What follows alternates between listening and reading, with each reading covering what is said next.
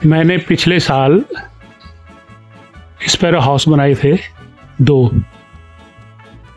और कुछ भी नहीं, बहुत ही सिंपल। जो कार्टन्स होते हैं, गत्ते, ये कुछ मैंने सामान मंगाया होगा, उससे मैंने बनाए थे। और ये ऐसी जगह पे टांगने पड़ते हैं जहाँ पे कोई बिल्ली न चढ़ सके, या कोई कौवा वगैरह या कोई और चिड़िया ना आ सके। तो एक तो ये है, और ये है जो मैंने अपने बरामदे में टांग रखा है। इसको तो ज़्यादा समय हो गया, शायद 2 साल हो गए हैं, और इनसे बहुत सारे बच्चे पैदा हो चुके हैं इनमें। और अब इनमें चिड़िया आ रही है और घोंसला बना रही है। ये चिड़िया है, फीमेल स्पैरो है, और ये चिड़िया आ रही है घोंसलों के नज़दीक दोनों। अरे बांट दिए इन्होंने घोंसले, कुछ चिड़िया उसमें आ रही है, कुछ इसमें आ रही है। ये चिड़िया घुसी है इसके अंदर, एक चिड़िया बाहर से है, एक इसके अंदर है।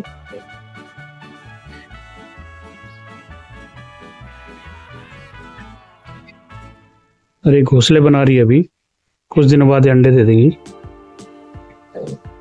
तो ये बहुत ही सरल तरीके से, कुछ भी नहीं करना है। जो आपके पास डब्बे होते हैं कहीं से भी आ रखे, उनमें एक छोटा सा छेद कर दीजिए ऊपर से, इतना कि वो आसानी से उसमें घुस जाए, और कहीं पे टांग दीजिए बस, और कुछ नहीं करना। और ये कई साल चलते हैं, 3-4 साल आराम से चल जाते हैं।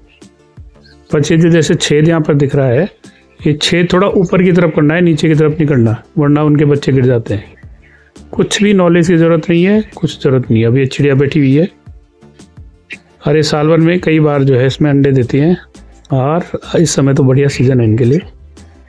और जब से मैं यहाँ पर आया हूँ, मैं कई ये स्पैरो हाउस बना चुका हूँ। 2-3 साल बाद ख़राब हो जाते हैं, तो उनको फिर फेंक करके नया बना देते हैं, या अंदर वो गंदगी हो जाती है इनकी, तो 2-3 साल बाद वो फेंक देते हैं। बस इसमें ध्यान ये रखना कि ऊपर से शेड हो, जैसे यहाँ पर है।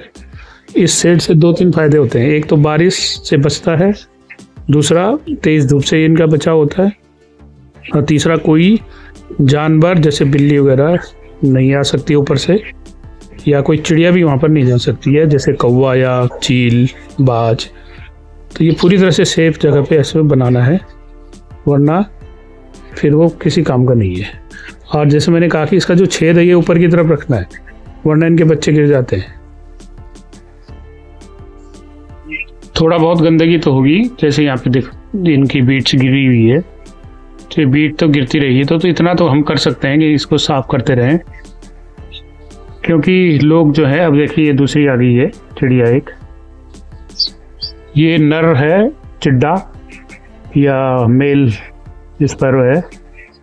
तो ये भी अभी अपना योगदान दे रहा है घोंसला बनाने में, और ये आगे पीछे दौड़ रहा है, इधर उधर घूम रहा है। ये कई बार इनकी बहुत लड़ाइयाँ होती हैं। तो हो ये रहा है कि भारत में जो इंसेक्टिसाइड्स यूज़ हो रहे हैं, उनके कारण जो कीड़े मर जाते हैं, तो ये बेचारे उनको खाती हैं, तो फिर इनकी डेथ होने लग जाती है। और ये भी माना जाता है कि मोबाइल सिग्नल से इनकी यूजेनेसिस क्रिया कम हुई है।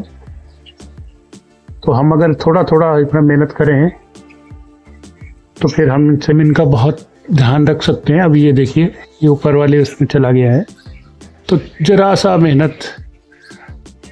हाँ, ये क्योंकि अंदर है, तो ये तो इससे कोई नुकसान भी नहीं होता किसी को, बहुत ज़्यादा कुछ भी नुकसान नहीं है। हमें क्या दिक्कत हो रही है उससे। इस तरीके से हम अपने पर्यावरण के प्रति भी थोड़ा सा जागरूक रह करके काफ़ी मदद कर सकते हैं। और ये चिड़िया हमारे लिए बहुत ज़रूरी है। शायद आपने चीन के राजा की कहानी सुनी होगी, जिसने इन चिड़ियों को मरवा दिया था। और उसने क्या किया कि सारे अपने देश में एक ऑर्डर जारी किया कि सभी लोग इन चिड़ियों को मारेंगे, ये जो चिड़िया होती हैं, क्योंकि थोड़ा बहुत अनाज का नुकसान करती है, अनाज खाती है हमारा। और वहाँ अकाल पड़ गया। कई साल तक अकाल पड़ने के बाद जब वहाँ बुरे हाल हो गए तो किसी ने कहा कि ये तो पाप हो गया है और अब आप जो है इन चिड़ियों को वापस इनकी संख्या बढ़ाइए। तो फिर उसने फिर से आदेश किया और फिर चिड़िया की संख्या बढ़ गई इनकी। तो दरअसल हुआ ये था, ये स्पैरो क्या करती है, जब इनका ब्रीडिंग सीजन होता है तो ये कीड़ों को लाती है अपने बच्चों के लिए। और वो कीड़े जो वो होते हैं कैटरपिलर्स, जो हमारे फसल को बर्बाद करते हैं। तो जितनी ज़्यादा इनकी संख्या होगी उतने वो कीड़े कम हो जाते हैं और हमारी फसल बची रह जाती है। और फिर चीन में इनकी संख्या बढ़ गई और वहाँ अकाल खत्म हो गया। तो ये इतनी बड़ी बात है, लोगों को पता नहीं है कि पर्यावरण हमें डायरेक्ट या इनडायरेक्ट रूप से किस प्रकार से फ़ायदा पहुँचाता है। और बेवकूफ़ों की भांति हम जो है अपने पर्यावरण को बर्बाद करने पर तुले हुए। Thanks for watching.